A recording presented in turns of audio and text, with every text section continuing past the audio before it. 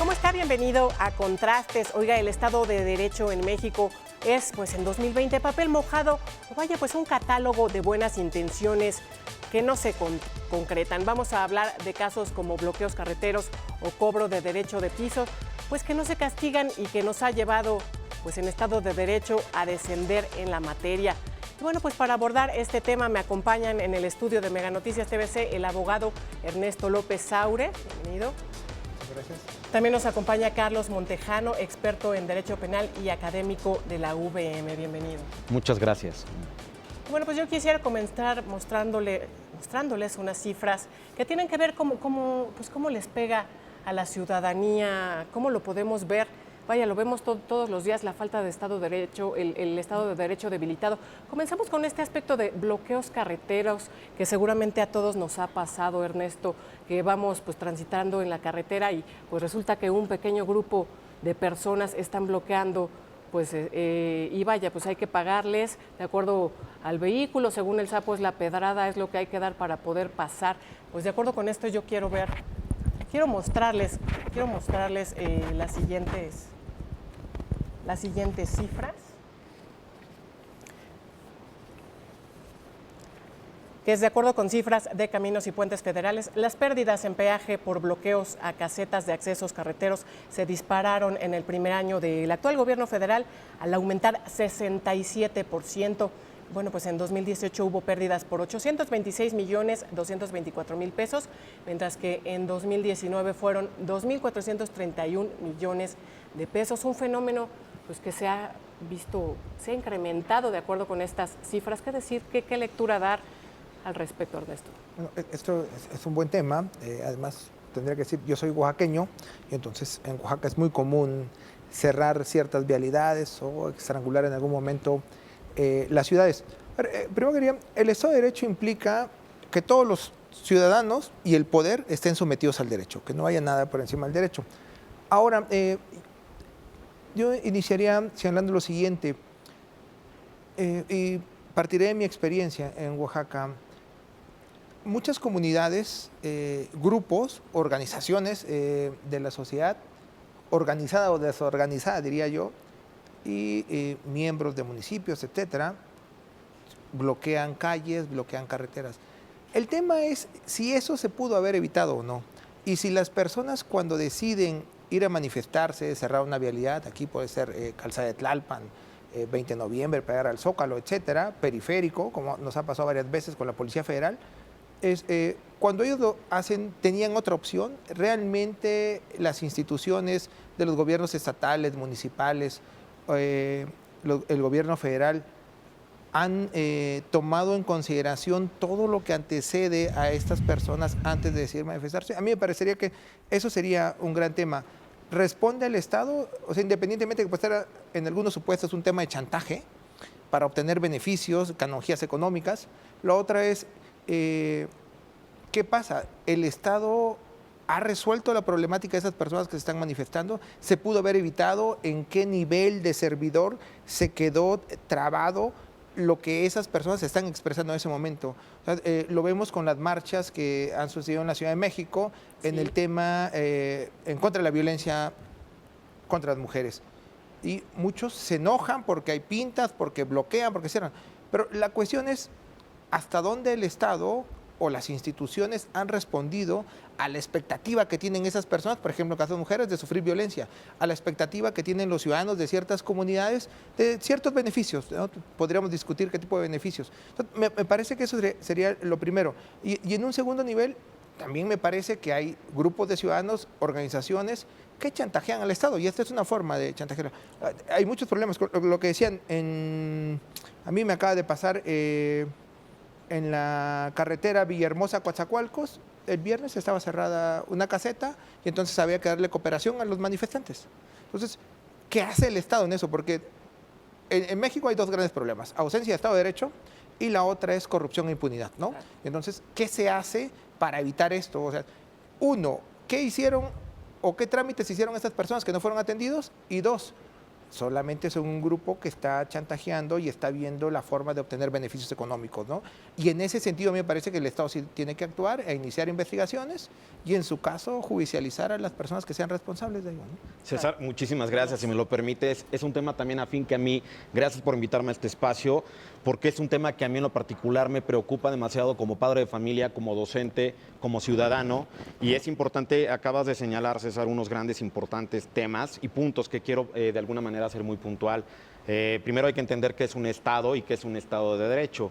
Efectivamente, como bien lo mencionas, el Estado de Derecho es la estructura donde las autoridades, a través de, por eso Estado de Derecho, a través de un derecho, de una legalidad, debe de armonizar, debe de cuidar, debe de proteger de alguna manera a los ciudadanos. Pero bien, acabas de comentar un tema sobre el tema de los bloqueos en las carreteras. Sí.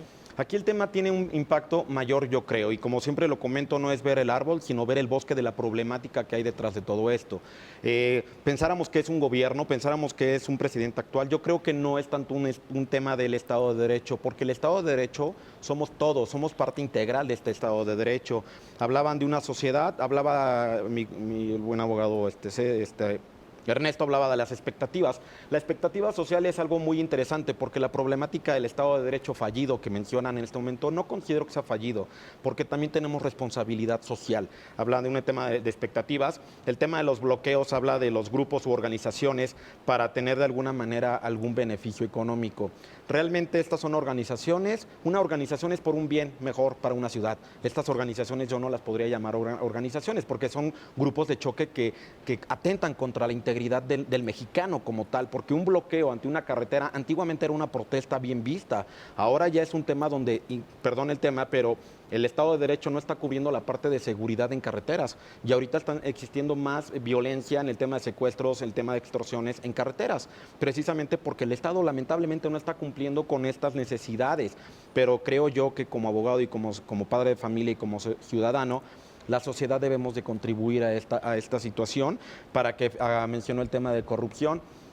La corrupción, no hay corrupción si no somos nosotros quienes pretendemos corromper a alguien. Entonces, es un tema muy delicado que comparto con Ernesto y pues bueno, ese es un punto de vista que sugiero nada más, ¿no? Muchas Pero a ver, gracias. el tema se ha desvirtuado porque si bien dices, Carlos, en un inicio pues eran manifestaciones por un tema, vaya, pues protesta, pedir cualquier circunstancia. Ahora son grupos que no tienen ningún tema de fondo más que bloquear la carretera y pedir dinero encapuchados. Bueno, es que con todo respeto y a todos los que dices, tienes toda la razón. Ahorita todo va correlacionado. Antes bloqueaban las casetas, ¿no? Y pedían un peaje para ellos. Pero ahorita que mencionaba Ernesto sobre las expectativas, el gobierno también nos apoya de alguna manera, porque el gobierno está enojado de que no se están cumpliendo con las promesas que se hicieron tal vez en campaña.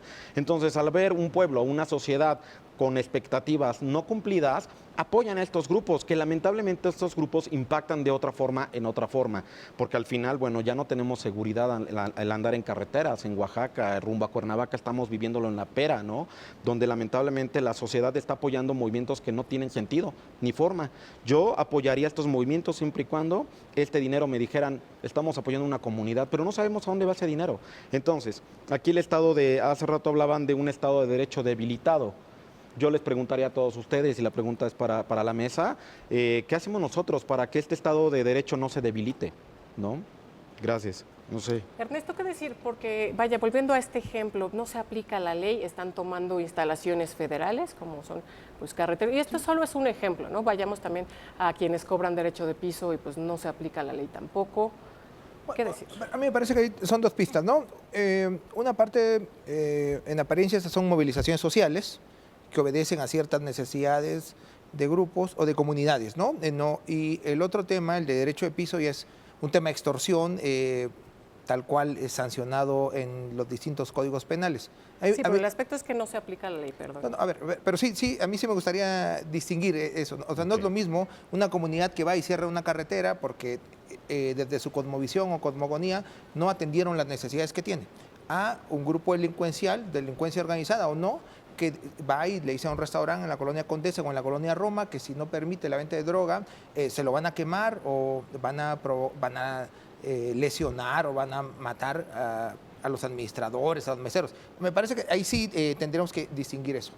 Ahora, un gran problema en México es que la escasa aplicación de la ley, ¿no? No sé si es 98, 99, 90, eso tendríamos que discutirlo y ver las metodologías para ver cómo se llega a esas conclusiones. Pero yo creo que ese sí es un gran tema y es un tema sistémico. O sea, el cómo todos hemos favorecido a la escasa aplicación de la ley, como ciudadanos comunes de a pie y además las personas que han sido servidores al momento de llevar a cabo investigaciones para que se sancione a las personas que han delinquido en el ámbito del derecho penal, ¿no? Porque está todo el sistema de justicia que también ayuda a evitar la impunidad. Pero me parece que tenemos que construir un consenso para ver qué hacemos con esto. Este es un grave problema. Es un grave problema que hace rato tu colega que estaba en la anterior entrevista decía, bueno, pues empieza con el que se pasó un alto y da 20 pesos, 100 pesos, 200, 300, 500, hasta el que llega y compra un ministerio público que está investigando un delito, por ejemplo, ahora de feminicidio. Claro, todo eso es corrupción y además la corrupción. normalizamos y quien no lo hace incluso es, ay, qué tonto eres, ¿cómo pudiste? Bueno, porque permitir? el sistema está diseñado para favorecer a las personas que son corruptas, no está diseñado para beneficiar al que no es. La persona que no es corrupta no tiene cabida en ese sistema. O se va de él, o intenta canalizarse dentro de él. O sea, ese es un gran tema. O sea, sistémicamente, el sistema opera a favor de la corrupción, no opera en contra. Yo perdóname que te interrumpa, Ernesto, pero yo difiero de eso. El sistema no te induce a que seas corrupto. Es que yo creo que para que exista un fortalecimiento de un Estado de Derecho como tal sólido, yo preguntaría, y lo hice la pregunta, ¿qué hacemos? Yo en lo particular, ya lo mencionaste, tengo el gusto de dar cátedra en las universidades, y sobre todo ahorita por parte de la UVM, Campus Tlalpan, que me hizo el honor de invitarme, fomentar en los alumnos la no corrupción. Porque como bien lo comenta Ernesto, es de darle dinero al policía que no tengo por qué darle dinero. Porque Bueno, es copiar en el examen, simplemente. Ni eso, fíjate que ni eso. Yo Muchas creo que gracias. Yo no lo permito y créeme que ahorita, bueno, tal vez se creó un antagonismo ahorita del tema, ¿no? Porque estoy de acuerdo contigo que es una sistemática cómo se maneja el gobierno, pero yo creo que debemos de empezar como ciudadanos a romper y a exigir nuestros derechos, porque el Estado de Derecho precisamente es proteger y garantizar los derechos fundamentales y las garantías constitucionales. Y esto está plasmado en el artículo 1 constitucional. Es decir, allí es la delimitante del Estado donde no puede hacer más o puede hacer algo por ti. Entonces yo creo y considero que, discúlpame que te haya interrumpido, Ernesto, pero sí es un tema, estoy de acuerdo contigo en el sentido de que sí vivimos en una ciudad lamentablemente inducida a corromper. ¿Pero por qué? Porque hay otras situaciones que no nos da la economía en el país, ¿no? No vivimos un país donde la gente tenga un buen salario, ¿no? Y habría que hablar sobre el tema laboral, sobre el tema ahora de los feminicidios, sobre el tema de la delincuencia. Ya vivimos en un país con miedo. Y como vivimos en un país con miedo, pues evidentemente lo que más sabemos hacer, porque perdón, la ignorancia también es un tema, con todo respeto, a veces por ignorar un tema prefiero dar dinero. Y yo creo que deberíamos de poner un alto, ¿no? En esa parte. Y discúlpame que te haya interrumpido. No, a ver, a mí me parece que el tema de la corrupción es un tema estructural. Y lo que tenemos que hacer es transformar estructuras sociales. Ahora, este sistema se nutre de nuestras estructuras sociales sumamente corruptas. O sea, no, eso me parece que es innegable, pues yo no me voy a dar golpes de pecho sobre esto. ¿Cómo vamos a reducir la violencia? No solo la violencia feminicida, sino la violencia en general. Este país resuma violencia, ¿no? Entonces, hay que transformar las estructuras sociales. No hay más. Y ese es un trabajo de largo aliento, no es un tema de mañana. Ahora, en lo que transformamos las estructuras sociales, ¿cómo vamos resolviendo los problemas que se presentan? Y me parece que el principal punto es transformar el sistema. Ahora, volviendo a este planteamiento que les hago al inicio, ¿dónde termina el derecho de manifestación y dónde inicia el chantaje? Porque, bueno, es un tema complicado, pues ejercer la ley sobre, por ejemplo, estos grupúsculos, estos grupos que toman casetas, pues es complicado porque además lleva carga política. ¿Qué decir al respecto? ¿Existe el derecho de resistencia o no? Eso es lo primero que preguntaría. Y me parece que en una sociedad democrática existe el derecho de resistencia, ¿no? Porque, por un lado, aquí nos quejamos que el Estado de Derecho no funciona. Y entonces, ¿cómo ese Estado, cómo sabemos que ese Estado sí cumplió con los ciudadanos que se están manifestando? Claro. O sea, eso a mí me parece que sí existe el derecho de resistencia. Se busca que sea pacífico, ¿no? Es que esto no haya nada, pero ahora yo no estoy preocupado por pintas en esta ciudad, ¿no? Sería lo de menos las pintas. A mí me preocupa que no mate mujeres en vez de que yo vaya y pinte un monumento que se quita al otro día y una muerte no. Entonces, a mí me parece que el gran tema es Ahora, si alguien está chantajeando, extorsionando al Estado, pues hay que investigar. Ahí sí no hay. Y el Estado tendría que tener todas las herramientas para investigar. Pero yo no estaría preocupado tanto en eso. O sea, en el tema de los movimientos sociales y el posible conflicto que hubiera con la ley, yo no estaría tan preocupado. Yo sí estaría preocupado por la delincuencia dura, la delincuencia organizada, es así, que somete al Estado. Y ahí sí el Estado tiene que tener los instrumentos necesarios, respetuosos de los derechos fundamentales siempre, no estas iniciativas que andan circulando, sino respetuosos de los derechos fundamentales para poder combatir el fenómeno de la delincuencia. Pero sí distingamos, pues. Yo diría, hay grupos que ejercen una resistencia legítima y que además no es de hoy. Tienen muchos años de atraso, de carencias, de necesidades. Y lo otro, yo sí me enfocaría en contra del crimen duro, en contra de la delincuencia organizada, que esa sí pone en peligro la estabilidad del país. Y que también tenemos claro que hay ciertos territorios del país que están en sus manos. No existe el Estado de Derecho ahí. ¿No creen que se está saliendo de las manos pues este aspecto? Ya lo veíamos en las cifras, cómo se han incrementado pues estas tomas de casetas. Perdón que ponga yo tanto este ejemplo, pero vaya, la lectura de estas cifras es pues que se ha venido incrementando. Estamos dando pasos para atrás en el Estado de Derecho. Ok, bueno, recapitulando un poquito lo que mencionaba mi compañero Ernesto, y regresando al tema que tú ocupas en este momento, en cuanto a mí, por ejemplo, en lo particular, sí me afecta que vayan a pintar Reforma, ¿no? A mí sí me afecta que vayan y destruyan las cosas, ¿no? Y somos, creo que, dos campos opuestos, y creo que es muy conveniente porque habremos ciudadanos que no nos pasa nada, ya vemos a quienes sí nos afectan, porque al final es mi casa. Ese debate lo tuve con alumnos de UVM, en el que me sale el comentario de que sí había que ir y manifestarse, solamente así nos hacían caso. Está bien, pero yo creo, como bien comparto lo que refiere Ernesto, hay formas y es perfecto que se manifiesten. Aquí el problema es que hay algo más de fondo. Habría que ver qué es lo que está más de fondo. Hace rato mencionabas, Tania, que hablabas de la normalización. Desde el punto de vista criminológico, la violencia hoy día se le llama, desde la criminología se le llama normalización de la violencia. Es decir, ahora vemos tantos programas de violencia que se nos empieza a hacer común ver violencia. Entonces ya empezamos a ver cosas que no son tan relevantes porque ya nos estamos acostumbrando a ver violencia. Ahora bien, para concluir con este punto nada más en cuanto a las marchas, hasta dónde pueden manifestarse o no, yo creo que hasta donde precisamente el mismo Estado lo permita, el jus puniendi, que es un código penal y respaldado por una constitución. En el momento de que no afecte la esfera jurídica de terceros, hasta ese momento tú te puedes manifestar, pero siempre y cuando ya rebasas el ir a pintar o a romper cristales de un banco, ya está rompiendo la esfera jurídica de una persona jurídica. Ahí no creo que sea correcto.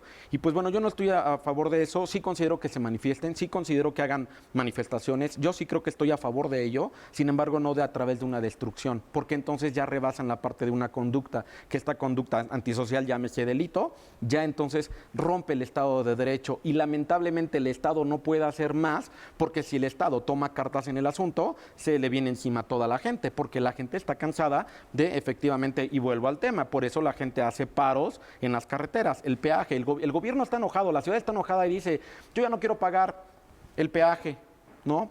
Estoy de acuerdo con ellos, pero eso aviva la violencia lamentablemente y empodera a las personas u organizaciones que se manifiestan. Aquí la pregunta sería para los ciudadanos. ¿Tú sabes cuál es la manifestación de las personas que paran y cobran un peaje que no está permitido? ¿Y sabes tú que al no pagarlo no te dan un seguro? Que a veces el gobierno no te lo garantiza, pero al final tienes algo que te da solidez, una seguridad que el Estado es lo que pretende garantizar. Pero bueno, el tema que comentas y regresando al punto de que hacen bloqueos en las casetas, pues tiene dos vertientes o varias vertientes, pero una de ellas es manifestarse porque están en contra del gobierno, u otra, ya en lo que caemos, como bien comenta Ernesto, es un lucro que ya es particular y ahí es donde ya no es correcto, ¿no? Muy bien. Ahora, el índice de Estado de Derecho de World Justice Project México aparece en el lugar 99 de 126 países. Esto significa que retrocedimos 2 lugares con respecto a 2018. Pues, ¿cómo entender eso cuando tenemos un presidente que todos los días nos dice que está luchando contra la corrupción? A ver, yo sí, ahí haría énfasis. Uno, el tema de la corrupción no es del gobierno de Andrés Manuel. O sea, y me parece que eso hay que dejarlo suficientemente claro. Vivimos 70 años de un gobierno, 12 de otro, y siguió, ¿no? Ahora, a mí me parece que tampoco se le puede exigir que en 15 meses, o 12, o 13, los que lleven, eso hay que empezar, eso sí, a transformar las estructuras sociales. Y esa es su responsabilidad. Pero no esperemos que dentro de 6 meses desaparezca el flagelo de la corrupción. A mí me parece que es un proceso de largo aliento y que implica cambios generacionales, ¿eh? Y un cambio generacional es de 15 a 25 años. Me parece que eso hay que tenerlo claro. O sea, no se va a modificar de la noche a la mañana. Ahora, ¿qué tiene que hacer? Y me parece que ahí sí se puede ejercer una crítica en contra de él, en el sentido de que no se va a meter con los expresidentes, no va a ser... no lo decide él. En apariencia existe una fiscalía autónoma y ella tendría que decidirlo, ¿no? A partir de evidencia. Pero este es contrario al discurso que nos vino manejando cuando era candidato. Él dijo, pues voy a meter a la cárcel a expresidentes, a Peña Nieto. Y oye, son pasos que no hemos visto que de él, porque cuando llegó al gobierno cambió el discurso, dijo, vamos a ver hacia el futuro. Yo creo que desde antes. Yo creo que él lo que decía era que era una runfla de bandidos, pero siempre dijo que no se iba a meter con los expresidentes. Así es. Y es más, fue a un programa de radio y dijo, lo voy a someter el 20 y tantos de marzo, seguro 21 de marzo, y jamás lo sometió el año pasado. Pero eso no es un problema de consulta, ¿eh? Eso es un problema que el órgano del Estado competente, con los instrumentos necesarios, practique investigación y en caso de haber evidencia, pues proceda en contra de los expresidentes si es que realmente hay evidencia en contra de ellos, ¿no? Eso habría que aclararlo. Ahora, pero eso ya te lleva al campo de las fiscalías y que las fiscalías sean competentes para investigar los delitos, ¿no? Que cuenten con el personal capacitado, con los recursos materiales, con los instrumentos necesarios para poder llevar a buen puerto una investigación y en su caso llevarla ante un juez y obtener una condena. Pero sí, o sea, yo diría, uno, tenemos un problema de corrupción. Si fuera de hace 1 año y medio, pues no estaríamos como estamos, sino teníamos un problema de corrupción de hace 80 y tantos años, 90 años. Y este hombre, él no la va a corregir él solo. Se necesita nuevamente transformar las estructuras sociales y no lo va a hacer en 6 años. Me parece que es algo que tenemos que tener claro. Es de largo aliento e implica un cambio generacional. Las generaciones que vienen atrás tendrán que hacerse cargo de eso. Claro. Carlos, tenemos un discurso a favor de la impunidad por parte del presidente cuando pues, nos cancelan el aeropuerto de Texcoco y no hay nadie en la cárcel, cuando pues, el tema central es la corrupción. No hay nadie en la cárcel, entre otros aspectos. El operativo del hijo del Chapo Guzmán, de Ovidio Guzmán, se detuvo, se le devolvió la libertad a esta persona al decir que pues, no querían poner en riesgo a infinidad de personas. Y bueno, pues ahí hay un tema de impunidad. Acabas de tocar, Tania, puntos medulares y puntos de 2 horas o más de plática, porque bueno, quiero compartirles que en cuanto a mi expertise está dentro de la criminología y es un tema de lo que es un tema de seguridad, de cómo manejar las políticas públicas, políticas de seguridad. Y tu punto ahorita, me hiciste varias preguntas que al final es medular porque me preguntas la gravedad de que no hay gente en la cárcel. Retomando un poco lo que comenta Ernesto, alguna vez en una entrevista el presidente dijo, y le preguntaron, usted dijo que iba a meter a la gente a la cárcel, a los presidentes y demás. Él contestó que él no, que para eso hay instituciones, que eso es el Estado de Derecho. Son las instituciones adecuadas que tendrán que hacer una investigación apropiadamente. Aquí, ¿por qué no hay gente en la cárcel? Lamentablemente, el nuevo sistema penal acusatorio yo lo aplaudo, estoy a favor de él. Me parece que es un sistema con muchas virtudes porque es muy transparente. Sin embargo, la estructura social se ha visto en muchos problemas. ¿Cómo poder acreditar un delito de feminicidio? Hay algo que se llama elemento subjetivo del tipo penal. Es decir, el ánimo de por qué era mujer, yo lo hice. Ese es un ejemplo pequeño. Ahora bien, un tema Duarte, un tema el Baster Gordillo, un tema más profundo. ¿Cómo acreditas, una, la parte contable y otra, el ánimo de que él fue quien engañó o hizo uso indebido de... Son delitos que, con todo respeto, lamentablemente nos falta capacitación estructural en cuanto a ministerios públicos, fiscalía, jueces, que hemos estado haciendo yo también como operador del mismo sistema o como jurista. Le hemos dado ganas a esta situación, pero el presidente no ha metido a nadie a la cárcel. Yo creo que no es su labor. Yo creo que su labor es dirigir un país en el cual tal vez no está funcionando, tal vez sí, no lo sé. Pero ¿por qué no hay nadie en la cárcel? Porque es muy complejo. Es muy complejo el tema del aeropuerto, conozco de fondo cómo está la situación como tal, pero habría que tener... Justamente, perdón que te interrumpa, justamente es que no se ejerce el Estado de Derecho. Si hay un tema ahí de corrupción, no hay nadie en la cárcel. Y les pido que concluyamos, nos quedan 2 minutos. Okay. Si quieren responder esto, si quieren cerrar. Yo concluiría nada más para darle la palabra a mi compañero Ernesto, es que yo no estoy a favor de la corrupción, pero sí estoy, y como él lo dice, digo con mis palabras, lo voy a interpretar, es un tema de poder económico, un tema de poder, porque el poder no es dinero, hay un tema de poder de fondo y es un poder, no sé si político, más allá de, porque hay intereses más arriba de lo que nosotros concebimos como simples ciudadanos. Y pues bueno, yo concluiría que hace falta que también la sociedad nos pongamos manos a la obra. Un servidor hace algunos eventos pro bono, participo con niños en situación de calle, ¿no? Entonces hay gente que taglió el caso de esta niña que recientemente salió, Pamela, todo el mundo ponía en Facebook, compartan, están buscando, pero yo invito a la gente que salga a la calle y no linche a la gente, sino que ayude, que lleve luz y que hagamos algo diferente por nuestro México, porque el Estado de Derecho, concluyo, no se trata de que un presidente o varias personas lo quieran hacer todo. Requerimos de toda la fuerza de los ciudadanos, como estudiantes, trabajadores y demás, para poder que nuestro México sea mejor. Yo concluyo con eso.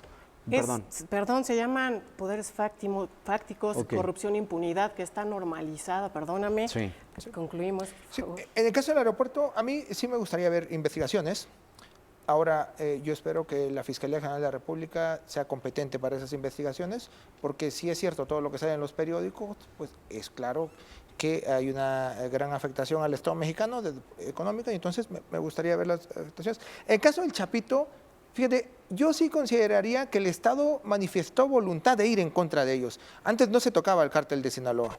Ahora sigue intocado. Les agradezco, Nos come el tiempo, les agradezco, Ernesto, Carlos, que nos hayan acompañado. A usted en su casa, súmese a la conversación en nuestro WhatsApp que está apareciendo en pantalla y quédese en Mega Noticias TVC. Muchas gracias.